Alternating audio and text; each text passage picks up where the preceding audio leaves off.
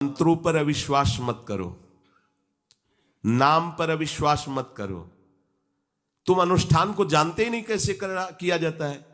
एक कामना की पूर्ति, तुम विश्व की कामना की पूर्ति कर सकते हो, विश्व की कामना की पूर्ति।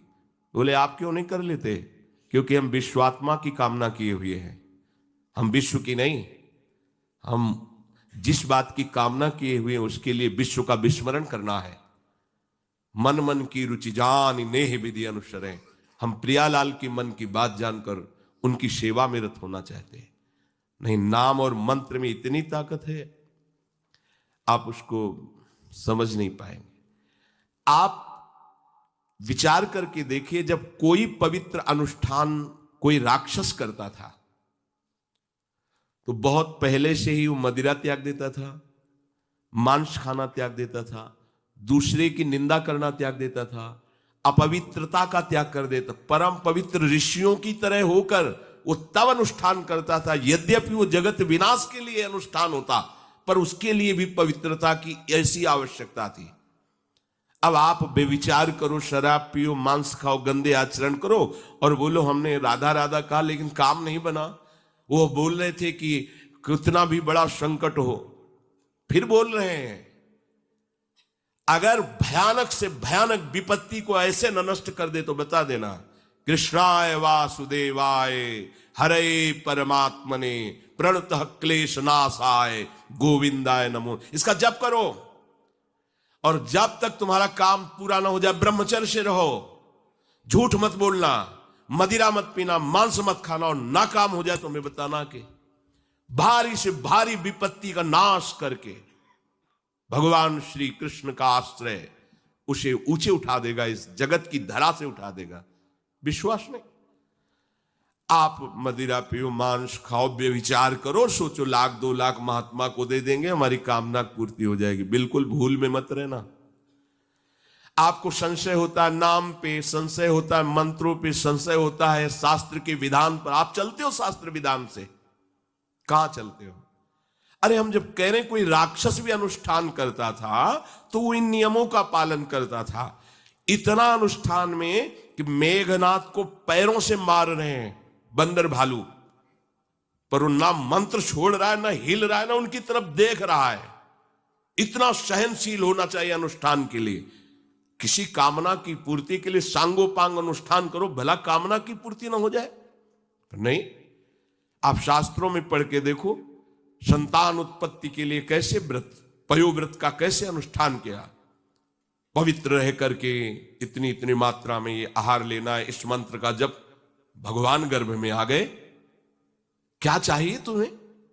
भारी से भारी विपत्ति को दूर करने के लिए आर्त भाव से पुकारो भगवान को। तुम्हें धनी बनना है, अनुष्ठान कीजिए। हम कह रहे किसी विशेष मंत्र आदि की तरफ ना बढ़िए, बोलिए राधा राधा। क्या चाहिए आपको? कृष्ण कृष्ण बोलिए। सब मंत्रों का सार है नाम में, आप बोलिए तो नाम। पवित्र होइए, गंदे आचरण छोड़िए। क्या चाहिए आपको? भगवान का नाम जहां गूंजता है वहां ऐश्वर्य अपने आप चरणों में लौटता है। अब छल कपट करो, हिंसा करो, गंदे आचरण करो, सोचो हम बहुत बड़े धनी बन जाएं, तो दुष्कृति का फल दरिद्रता और दुख होता है। सुकृत का फल ऐश्वर्य और सुख होता है। अब लगाओ तुम कांटेदार वृक्ष और चाहो कि हमको रसीला फल प्राप्त हो, तो इसे मूर्खता ही कहते हैं। फिर दोष देता है काल, कर्म, ईश्वर को, शास्त्रों को, मंत्रों। अरे कुछ नहीं, नाम मंत्र में जरा सी भी अनुष्ठान में त्रुटि हो जाए तो उसका फल बदल जाता है। आप कहां अनुष्ठान कर रहे हैं? कौन सा अनुष्ठान कर रहे हैं? सबसे पहला नियम अनुष्ठान का होता है पवित्र आचरण, ब्रह्मचर्य, सत्यवाद, पवित्र भोजन, संयम से। कोई भी अनुष्ठान कर, किसी भी विषय का अनुष्ठान करके देखो, अभी हो जाएगा। ये तो हमसे नहीं होगा, तो फिर आप बड़ी बड़ी कामनाएं करते हो, हवा में कामनाएं पूर्ण हो जाएंगी। किसी की भी काम, किसी का भी महाबली या तेजस्वी पुत्र पैदा हुआ, उसको देखो कैसे रहा है, उसके माता पिता कैसे आचरण किए हैं। 10,000 वर्ष तक भगवान श्री हरि में मन लगाकर निरंतर मंत्र जपने पर कश्यप और विंता जी ने भगवान गरुण जी को प्रकट किया।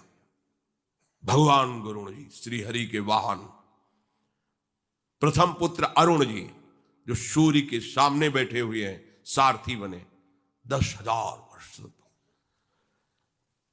करदम जी भारी तपस्या करके पत्नी प्राप्त कर रहे हैं, तो भगवान स्वयं कपिल देव जी के रूप में अवतार ले रहे हैं। बिना भजन के, बिना पवित्रता के, बस कामनाओं की पूर्ति, हवा में कामनाओं की पूर्ति हो जाएगी। मनमानी आचरण, कुछ नींबू काट दो, उसमें सिंदूर रख दो, या कलावा बांध दो, या अंगूठी बांध लो, या जंतुर मंतुर बांध लो, भस्म, इनसे कुछ होगा? कुछ नहीं होगा। राधा राधा राधा राधा राधा, जो कर चाहोगे हो जाए, पर पवित्र आचरण, साथ में पवित्र आचरण हो। एक किसान भी अन्न बोता है तो खेती को तैयार करता है।